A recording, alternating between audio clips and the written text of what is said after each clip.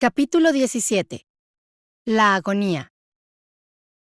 En efecto, los dos jóvenes, en su éxtasis amoroso, habían olvidado un momento a la pobre doña Antonia, que yacía moribunda en la pieza cercana. Hemos dicho que desde el día siguiente a la fuga de su hija, conmovida por la terrible crisis que había sufrido, más que a causa de la humedad a que había estado expuesta durante muchas horas, la desdichada anciana había caído en cama, atacada de una fiebre cerebral. Inútiles habían sido los cuidados que se le habían prodigado por las personas caritativas y amigas que la asistían, particularmente por Pilar, que como una hija amorosa no se había separado un instante de su lado. La experiencia de aquellas buenas gentes, a falta de médico, y todos sus esfuerzos se habían estrellado contra la gravedad del mal. La señora se moría, y Nicolás llegaba precisamente en los momentos en que la agonía tocaba a su término. Nicolás, profundamente consternado, penetró en la estancia de la enferma débilmente alumbrada, y en la que fue saludado afectuosamente por las pocas personas que allí había. Pilar, que le había precedido, se acercó al lecho de su madrina, y llamándola varias veces, la dijo que Nicolás estaba cerca de ella y que deseaba hablarla. La anciana, como si despertara de un profundo letargo, procurando reunir las pocas fuerzas que le quedaban, levantó la cabeza, se fijó en el herrero, que le alargaba las manos cariñosamente, y entonces, reconociéndole, lanzó un débil grito. Tomó aquellas manos entre las suyas, las besó repetidas veces, murmurando: «Nicolás, Nicolás, hijo mío», y luego cayó desplomada, como si aquel esfuerzo supremo hubiera agotado su existencia. Nicolás se inclinó al borde de aquel lecho de muerte, y allí, ese hombre de hierro, a quien no habían logrado abatir ni las desgracias ni los peligros, se puso a llorar amargamente, afligido ante tamaña desdicha y maldiciendo al destino que tales injusticias comete. Doña Antonia aún vivió algunas horas, pero la agonía había sido demasiado prolongada. La vida se había extinguido bajo el peso de tantos sufrimientos. Y antes de concluir la noche, aquella anciana, virtuosa e infortunada, exhaló el último suspiro en los brazos de su ahijada Pilar y junto al hombre a quien había amado como a un hijo. El dolor de la pobre niña fue inmenso.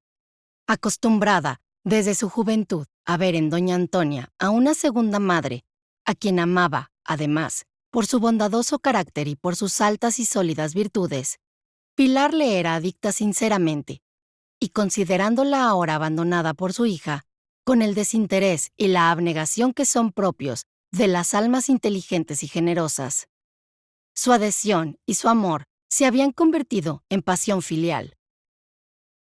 Así es que sus cuidados, durante la enfermedad de la anciana, habían sido exquisitos, y las vigilias y la inquietud sufridas se revelaban en su bello semblante, pálido y demacrado.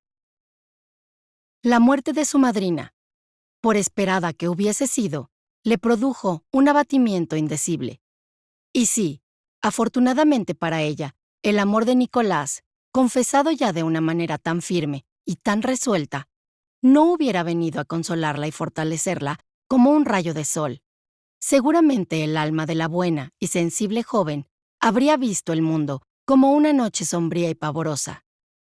Pero Nicolás estaba allí, su esposo futuro. El cielo se lo enviaba justamente en los instantes de mayor amargura para ella. Huérfana e infeliz, sin patrimonio, sin más apoyo que dos tíos ancianos y en medio de aquella situación llena de peligros para todos. Entonces, consideró al joven no solo como el elegido de su corazón, sino como a su salvador, a su providencia, y fuertemente conmovida por aquel cambio súbito de su suerte, por aquel socorro inesperado que parecía enviarle Dios, como para recompensarla de sus aflicciones y tristezas, la joven, dando tregua a sus sollozos, cayó de rodillas y oró fervorosamente, con un sentimiento en que se mezclaba el dolor y la gratitud al mismo tiempo.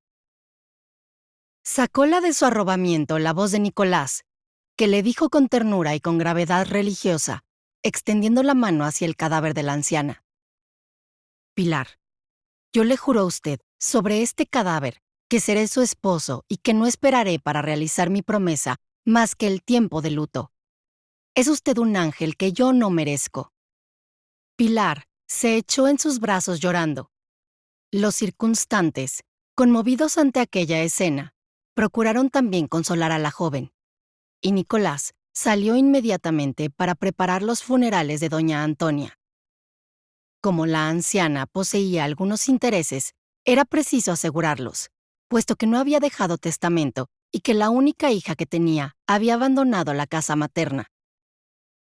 Desde luego, las autoridades locales quisieron disponer que se vendiese la casa y la huerta para atender a los gastos precisos, pero Nicolás se opuso a ello, ofreciendo hacer los gastos por su cuenta como un homenaje a la memoria de su virtuosa amiga.